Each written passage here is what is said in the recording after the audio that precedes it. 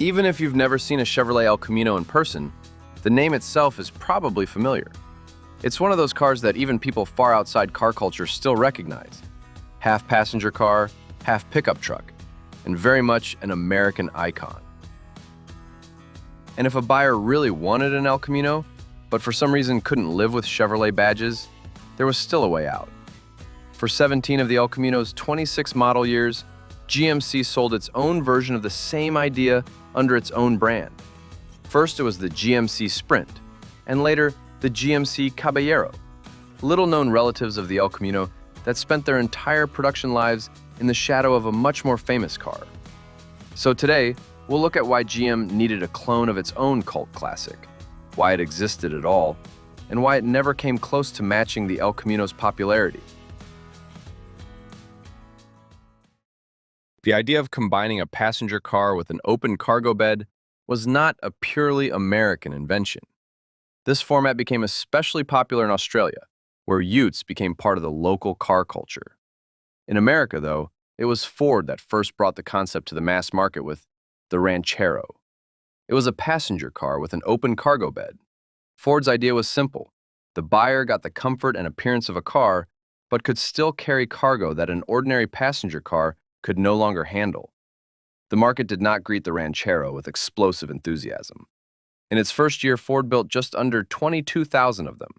But by 1958, the number had fallen by more than half to just under 10,000 cars. Chevrolet was watching its rival closely and decided this new niche could not simply be handed over to Ford. GM's answer arrived for the 1959 model year, and it was called the Chevrolet El Camino. Unlike the Ranchero, the El Camino looked much more dramatic. Thanks to its more carefully shaped rear cab wall and glass area, it did not look like a passenger car that had simply had its rear end cut off. It looked like a separate model in its own right, even though, underneath, it was not. The El Camino used Chevrolet's full-size 1959 platform, was closely related to the two-door Brookwood station wagon, but wore exterior trim in the style of the Bel Air. It could be ordered with different full-size Chevrolet powertrains, including V8 engines. According to GM Heritage, the 1959 El Camino had a payload capacity of up to 1,150 pounds, a cargo box volume of nearly 34 cubic feet, and was advertised as more than a car, more than a truck. In 1959, Chevrolet built 22,246 El Caminos, which was a decent result for such a niche model. But next to Chevrolet's main lineup were regular sedans, coupes, and station wagons sold in the hundreds of thousands. The El Camino's numbers looked modest. In 1960, demand dropped even further, and after just 2 model years, Chevrolet pulled the El Camino from production. It returned 4 years later, but in a different form. This time, Chevrolet chose a more logical foundation. Instead of a large and expensive full-size chassis, the new El Camino was based on the mid-size Chevelle. It became lighter, easier to understand, and much closer to the space between a passenger car and a pickup truck. Now it was no longer just a strange experiment. It was a stylish Chevrolet with a practical body, available with an ordinary 6-cylinder engine or a serious V8. The car-truck concept never became a mass-market explosion, but it found a modest and steady audience. From 1964 to 1977, the second, third, and fourth generation El Camino sold at an average of roughly 47,000 cars per year. Along the way, the El Camino also attracted another kind of buyer, muscle car fans. Formerly, it was still a vehicle with a cargo bed, but with the right V8, it was no longer seen only as a practical machine. It became an unusual part of the same culture that produced the Chevelle, the GTO, the Roadrunner, and the other heroes of the era. The peak came in 1970, when the El Camino could be ordered with the LS 6454 cubic inch V8, rated at 450 horsepower. Even after the classic muscle car era ended, the El Camino kept its muscular image and remained an unusual mix of practicality, style, and American power. But for our story, the key moment is the 1971 model year. That was when the El Camino got a twin brother with a GMC badge.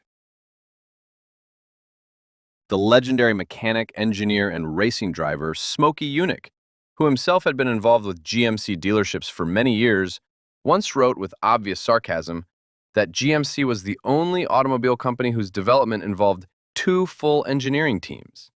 Chevrolet designed the trucks, while GMC designed the hubcaps and ashtrays. Of course, the line was not a technical analysis, it was sarcasm. But there was still some truth in it. Many of GMC's light trucks really were, in effect, Chevrolet twins, differing mainly in badges, trim names, and a few details of exterior finish. That applied directly to the GMC Sprint, introduced for 1971. In essence, it was a Chevrolet El Camino with a GMC badge on the grille and a few other minor differences. The mechanical package was shared as well. From the 250 cubic inch inline 6 to the 454 cubic inch V8 with 3 and 4-speed manual transmissions or the turbo hydromatic automatic. One of the few differences was hidden in the engine names. While Chevrolet used familiar names like Turbo Fire and Turbojet, GMC called its V8s Invader. When the El Camino moved to a new generation on GM's A-body platform for 1973, the Sprint followed. When 4 rectangular headlights appeared in 1976, GMC repeated the change. And when the El Camino entered its final generation in 1978 on the downsized A-body platform, the GMC version took the same path again. With the new generation, GMC dropped the Sprint name. Now the car was called Caballero. The exact reason for this decision is hard to pin down, but the logic is visible. Sprint sounded too generic and could have been used for almost anything, from a commercial van to a compact passenger car. Caballero, by contrast, fit better with the image of a vehicle that was not just a work pickup, but a more dressed-up and personal car. The name also fit neatly into the broader Spanish language game, El Camino, Caballero, and its main rival, the Ford Ranchero, all had Spanish-derived names. And advertising for these vehicles often carried a southwestern American flavor. And when Chevrolet introduced the more expensive Black Knight package in 1978, GMC answered with the Diablo. Its hood carried dramatic flame graphics, while the name itself continued the same Spanish theme. Caballero is usually translated from Spanish as gentleman, and the name clearly shows an attempt to give the vehicle a slightly more noble and expressive character. But behind the handsome name, the old reality remained the same. The differences between the Caballero and the El Camino were minimal. Sales of the Sprint and later the Caballero were never high. The best year was 1979, when almost 7,000 vehicles were built. The worst was 1983, when only 2,126 Caballeros were sold. In percentage terms, GMC sales always stayed within roughly 10% of El Camino volume. And that raises an obvious question. Why did GM create a clone of the El Camino that offered the buyer nothing new at all? And after 1979, when the Ford Ranchero was discontinued, could only take customers away from the El Camino itself? There were simply no other similar models left in America. The logic behind the GMC Sprint was typically GM. General Motors was not trying to reinvent the El Camino, and it was not looking for a fundamentally new audience for it. Chevrolet already had a successful niche vehicle, and GMC had its own dealer network, which also needed a similar product in the showroom. Making the Sprint more luxurious would not have made much sense. GMC was still a truck brand, not a premium mark. Making it more utilitarian was risky too. Then it would begin competing not with the El Camino, but with GMC's own real pickup trucks. So the Sprint, and later the Caballero, remained exactly what they had been intended to be, an El Camino for GMC dealers. Not a separate philosophy, not a more expensive alternative, and not a working truck, but a way to sell the same formula through another brand inside the same corporation. The strategy did not work very well, and the sales numbers showed it. The problem with the Sprint and Caballero was not that they were bad vehicles.